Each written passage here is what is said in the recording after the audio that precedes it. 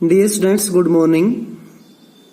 मैं आशा करता हूं कि आप सभी स्वस्थ रहें और खुश रहें। हमने पहले 4th लेसन रीड किए थे। आइए मैं एक बार आपको दिखा देता हूं कि हमने कौन कौन से लेसन रीड किए हुए हैं। जिन बच्चों ने नहीं किए हैं वो वीडियो देख सकते हैं दोबारा से। जैसे कि हमने धूल जो लेसन है हमारा वो रीड कर लिया है, और ये जो सेकंड लेसन है दुख का अधिकार, और जो थर्ड लेसन है एवरेस्ट मेरी शिखर यात्रा। अब जो हमारा नेक्स्ट लेसन है ये भी 4th भी हो गया है, तुम कब जाओगे अतिथि। यदि आपको इन लेसन्स की वीडियो नहीं मिल रही हैं तो मुझसे संपर्क करें, मैं आपके पास लिंक भेज दूंगा। नेक्स्ट जो हमारा लेसन है वैज्ञानिक चेतना के वाहक, चंद्रशेखर वेंकटरामन। ये जो लेसन है ना 5th है, और ये कीचड़ का काव्य ये 6th है। ये दोनों लेसन हटा दिए गए हैं।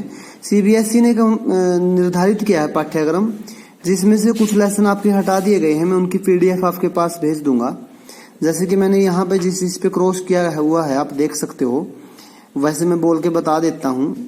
अभी वैज्ञानिक चेतना के वाहक चंद्रशेखर वेंकटरामन, कीचड़ का काव्य और आदमी नामा, गीत अगीत, अग्निपथ और नए इलाके में, ये जो लेसन्स हैं आपके, ये सारे लेसन्स आपके हटा दिए गए हैं। सीबीएसई के पाठ्यक्रम के अनुसार जो आपके पास पीडीएफ आएगी उसमें आप चेक करें और अपने नोटबुक में या इनके अपनी बुक में उनको टैली कर लें। तो आइए आज का हमारा लेसन पढ़ते हैं, जिसका नाम है धर्म की आड़। गणेश शंकर विद्यार्थी जी द्वारा लिखा गया है। इनका जन्म 1891 में हुआ था और उनकी जो मृत्यु 1931 में हो गई। इस लेसन में इन्होंने क्या कुछ बताया है कि एक धर्म को लेकर के लोग क्या क्या काम करते हैं, कैसे अपने कार्यों को अंजाम देते हैं, वो हम पढ़ रहे हैं। इस समय देश में धर्म की धूम है। उत्पात किए जाते हैं। उत्पात होता है दंगे, या आप उत्पात को कह सकते हो कि जैसे धर्म को लेकर के तरह तरह की बातें चलाई जाती हैं। तो धर्म और ईमान के नाम पर और जिद की जाती है। तो धर्म और ईमान के नाम पर रमुआ, पासी और बुद्धू मियाँ धर्म और ईमान को जाने या न जाने, परंतु उनके नाम पर उबल पड़ते हैं और जान लेने और जान देने के लिए तैयार हो जाते हैं। कुछ लोग ऐसे भी होते हैं जो धर्म के नाम पर जान लेने और जान देने को तैयार हो जाते हैं। देश के सभी शहरों का यही हाल है। उबल पड़ने वाले साधारण आदमी का इसमें केवल इतना ही दोष है कि वह कुछ भी नहीं समझता, यानी कुछ भी समझता बूझता, और दूसरे लोग उसे जिधर जो देते हैं उधर जुट जाता है। यानी कि कुछ ऐसे लोग होते हैं जिनको समझ ही नहीं होती, जो दूसरा व्यक्ति बता देता है उसी के अनुसार अपना कार्य करते हैं, यथार्थ धर्म की ओर चले जाते हैं। यथार्थ दोष है कुछ चलते पुर्जे पढ़े लिखे लोगों का, जो मूर्ख लोगों की शक्ति और उत्साह का दुरुपयोग इसलिए कर रहे हैं कि इस प्रकार जाहिलों के बल के आधार पर उनका नेतृत्व और बड़पन कायम रहे। इसके लिए धर्म और ईमान की बुराइयों से काम लेना उन्हें सब में सुगम मालूम पड़ता है। सुगम भी है, सुगम होता है सरल, जहाँ पे जाना आसान होता है, सुगम बोलते हैं। साधारण से साधारण आदमी तक के दिल में यह बात अच्छी तरह बैठी हुई है कि धर्म और ईमान की रक्षा के लिए प्राण तक दे देना वाजिब है। बेचारा साधारण आदमी धर्म के तत्वों को क्या जाने, लकीर पीटते रहना ही वह अपना धर्म समझता। लकीर पीटते रहना कि जो किसी और ने बोल दिया उसकी बातों का अनुसरण करता रहता है। उसकी इस अवस्था से चालाक लोग इस समय बहुत बेजा तो अधिक उठा रहे हैं। पाश्चात्य होता है जो प्राचीन है सेंट। पाश्चात्य देशों में धनी लोगों की गरीब मजदूरों की जो झोपड़ियों का मजाक उड़ती हुई अटालिकाएं, आकाश से बातें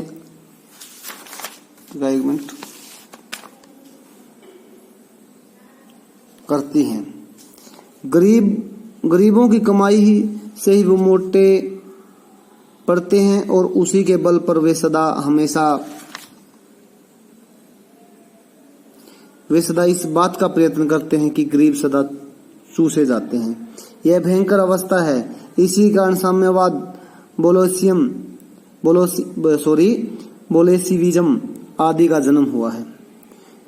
हमारे देश में इस समय धनपतियों का जितना जोर नहीं है यहाँ धर्म के नाम पर कुछ इन्हें गिने आदमी अपने हीन स्वार्थों की सिद्धि के लिए करोड़ों आदमियों की शक्ति का दुरुपयोग किया जाता है। गरीबों का धनाढ्य द्वारा चूसा जाना इतना बुरा नहीं है जितना बुरा यह है कि वहां के धन की मार, यहाँ की बुद्धि पर मार, वहां धन दिखाकर करोड़ों को वश में किया जाता है और फिर मनमाना धन पैदा करने के लिए जोत दिया जाता है। यहाँ है बुद्धि पर पर्दा डालकर पहले ईश्वर और आत्मा का स्थान अपने लिए लेना और फिर धर्म, ईमान, ईश्वर और आत्मा के नाम पर अपनी स्वार्थ सिद्धि के लिए लोगों का लड़ाना और भिड़ाना। मूर्ख बेचारे धर्म की दुहाइयां देते और दिन दिन चिल्लाते हैं, अपने प्राणों की बाजियां खेलते और थोड़े से अनियंत्रित और दुष्ट आदमियों का आसन ऊंचा करते हैं और उनका बल बढ़ाते हैं। धर्म और ईमान के नाम पर किए जाने वाले इस भीषण व्यापार को रोकने के लिए साहस और दृढ़ता के साथ उद्योग होना चाहिए। जब तक ऐसा नहीं होगा तब तक भारतवर्ष में नित्य प्रति बढ़ते जाने वाले झगड़े कम न होंगे। धर्म की उपासना के मार्ग में कोई भी रुकावट न हो। जिसका मन जिस प्रकार चाहे उसी प्रकार धर्म की भावना को अपने मन में जगाए। धर्म और ईमान मन का सौदा हो, ईश्वर और आत्मा के बीच का संबंध हो, आत्मा को शुद्ध करने और ऊंचे उठाने का साधन हो। वह किसी दशा में हो, किसी दूसरी व्यक्ति की स्वाधीनता को छीनने या कुचलने का साधन न बने। आपका मन चाहे उस तरफ का धर्म आप माने और दूसरों का मन चाहे उस प्रकार का धर्म वो माने। दो भिन्न धर्मों को मानने वालों के टकरा जाने के लिए कोई भी स्थान न हो। यदि किसी भी धर्म के मानने वाले कभी जबरदस्ती टांग अड़ाते हों तो इस प्रकार का कार्य देश की स्वाधीनता के विरुद्ध समझा जाए। देश की स्वाधीनता के लिए जो उद्योग किया जा रहा है उसका वह दिन निस्संदेह अत्यंत बुरा था जिस दिन स्वाधीनता के क्षेत्र में खिलाफत, मुल्ला मौलवियों और धर्माचार्यों को स्थान दिया जाना आवश्यक समझा गया। एक प्रकार से उस दिन हमने स्वाधीनता के क्षेत्र में एक कदम पीछे हटकर रखा था। अपने उसी पाप का फल आज हमें भोगना पड़ रहा है।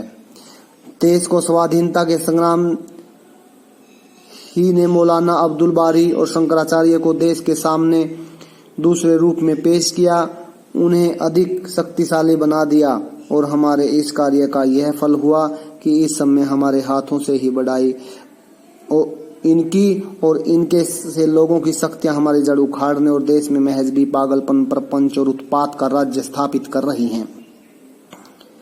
महात्मा गांधी धर्म को सर्वत्र स्थान देते थे। वे एक भी पग भी धर्म के बिना चलने के लिए तैयार नहीं हुए, परंतु उनकी बात ले उड़ने के पहले प्रत्येक आदमी का कर्तव्य यह है कि वह भली भांति समझ ले कि महात्मा जी के धर्म का स्वरूप क्या है। धर्म के महात्मा जी का मतलब धर्म और ऊंचे उदार तत्वों का ही हुआ करता है। उनके मानने में किसे इतराज हो सकता है। अजा देने, शंख बजाने, नाक दाबने और नमाज पढ़ने का नाम धर्म नहीं है। सुदाचार और सदाचार ही धर्म के स्पष्ट चिन्ह हैं। 2 घंटे तक बैठकर पूजा कीजिए और 5 वक्ता नमाज भी अदा कीजिए, परंतु ईश्वर को इस प्रकार रिश्वत के दे चुकने के पश्चात यदि आप अपने को दीन पर बेईमान करने और दूसरों को तकलीफ पहुंचाने के लिए आजाद समझते हो तो इस धर्म को अब आगे आने वाले समय कदापि नहीं टिकने देगा। अब तो आपका पूजा पाठ न देखा जाएगा, आपकी भल मानसाहत की कसौटी केवल आपका आचरण होगी। सबके कल्याण की दृष्टि से आपको अपने आचरण को सुधारना पड़ेगा और यदि आप अपने आचरण को नहीं सुधारोगे तो नमाज और रोजे का और पूजा गायत्री आपको देश के अन्य लोगों की आजादी को रोंदने और देश भर में उत्पादों का कीचड़ उछालने के लिए आजाद न छोड़ सकेगी।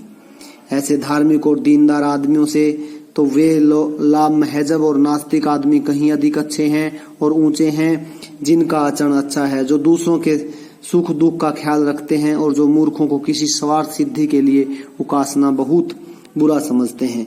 ईश्वर इन नास्तिक और लाज महजब लोगों को अधिक प्यार करेगा और वह अपने पवित्र नाम पर अपवित्र दया करके मनुष्यता को मानो पशु बनना लाइन स्किप हो गई थी। पवित्र नाम पर अपवित्र काम करने वालों से यही कहना पसंद करेगा, मुझे मानो या ना मानो, तुम्हारे मानने ही से मेरा ईश्वरत्व कायम नहीं रहेगा। दया करके मनुष्यत्व को मानो, यानी कि जो मनुष्य होने का फर्ज निभाओ, पशु बनना छोड़ो और आदमी बनो। थोड़ा सा ना आप लोग इस लेसन के जो कठिन शब्द है ना वो लिखें और उनको जो शब्दार्थ है वो याद करें। और मैं आपको होमवर्क में यही देता हूँ कि कठिन शब्द लिखने हैं और आप इसको याद करोगे और साथ साथ में आप इस लेसन के जो क्वेश्चन आंसर हैं वो अपनी नोटबुक में राइट डाउन करोगे।